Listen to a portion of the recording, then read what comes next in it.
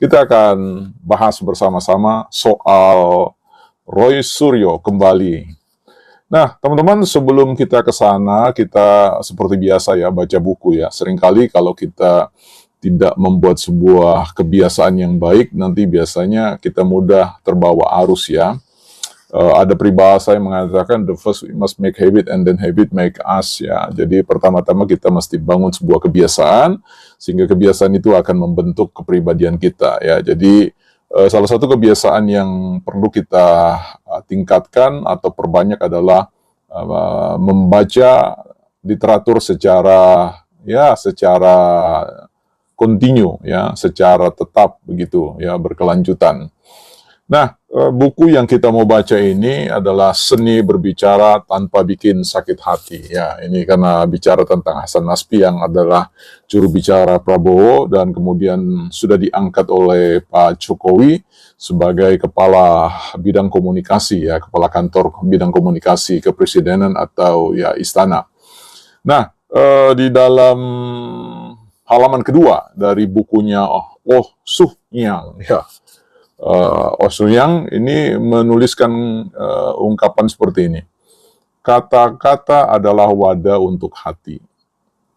Namun, tidak mudah bagi manusia untuk menciptakan wadah yang sesuai dengan hati mereka ya. Jadi kata-kata adalah wadah untuk hati, namun tidak mudah bagi manusia untuk menciptakan wadah yang sesuai dengan hati mereka. Ya, jadi berkomunikasi itu bukanlah perkara mudah ya. Berkomunikasi itu bukan sekedar kita ingin menyampaikan pikiran dan perasaan kita, tetapi berkaitan dengan perasaan orang lain juga yang menjadi audiens atau pendengar bagi kita. Karena itu memang orang yang belajar komunikasi selalu kelihatannya akan bisa lebih unggul, apalagi kalau dia adalah salah seorang juru bicara dari tokoh politik ya, negosiator ya, untuk sebuah korporasi-korporasi jutaan dolar dan yang lain-lain, sehingga keterampilan berkomunikasi itu merupakan sebuah keharusan yang harus dipelajari dengan baik.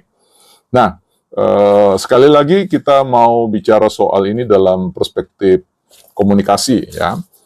Kita tahu sekarang bahwa Mas Roy Suryo adalah sosok yang pakar di bidang telematika ya.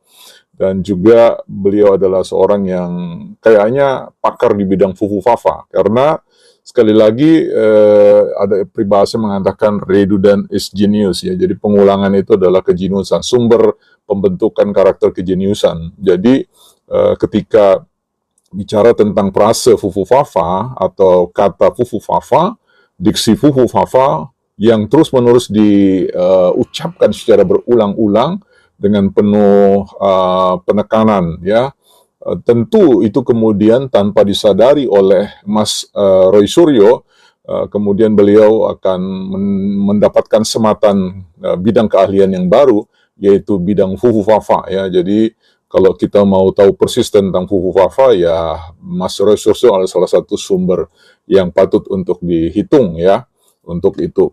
Tetapi tentu setiap bidang keahlian itu juga akan bertemu dengan pasarnya sendiri-sendiri ya. Kepentingan apa kemudian kita ingin mengetahui tentang fufu-fafa, apa relevansinya bagi kita, apakah itu meningkatkan nilai jual bagi kita, atau katakanlah harga, peningkatan kualitas dalam hidup kita.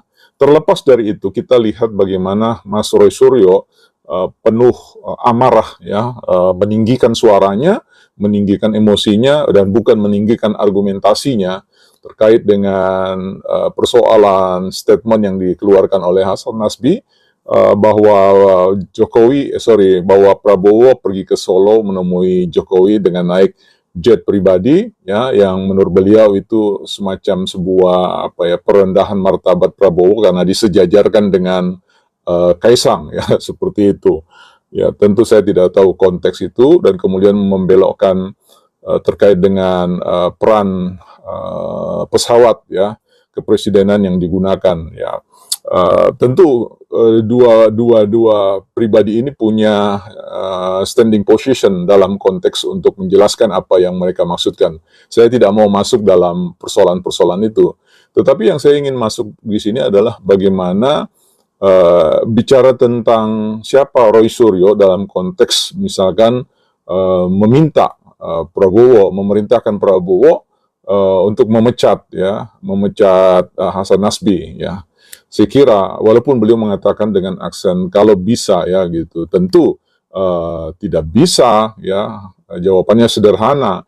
Kalaupun bisa ya kemudian Prabowo akan bertanya apa urgensinya, karena dalam konteks ini perlu dalam satu struktur hierarki kepemimpinan ketatanegaraan kita ya, katakanlah birokrasi kita ya, Hasan Nasbi itu berada di bawah kewenangan Presiden ya, Pak Jokowi, bukan kewenangan Pak Prabowo ya. Kalau beliau bicara tentang tadinya juru bicara Pak Prabowo, ya itu ada di bawah ranahnya Pak Prabowo. Tapi ini sekarang beliau adalah masih di dalam hierarki jabatan otoritas posisi dan sekaligus otoritas fungsi di bawah nomenklatur struktural birokrasi dari Pak Jokowi. So, jadi impossible itu saya kira Mas ya untuk bisa di ini. Nah, hanya saja sekali lagi ya, kita memasuki sebuah masa transisi dari kepemimpinan Prabowo dan kepemimpinan Jokowi.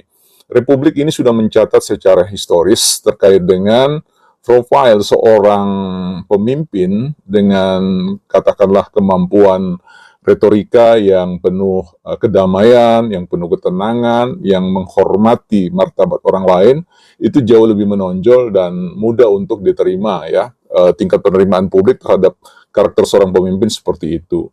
Sebagai seorang pengkritik juga saya kira kita bisa membedakan mana pengkritik-pengkritik yang tenang tetapi tajam, dan kemudian ada pengkritik-pengkritik yang keras tetapi sebenarnya tumpul. Ya, ini perlu kita teliti, jeli untuk melihat hal tersebut. Saya bukan orang yang antipati ya atau antitesis terkait dengan para kritikus politik di Indonesia, termasuk Mas Roy Suryo, Refli Harun,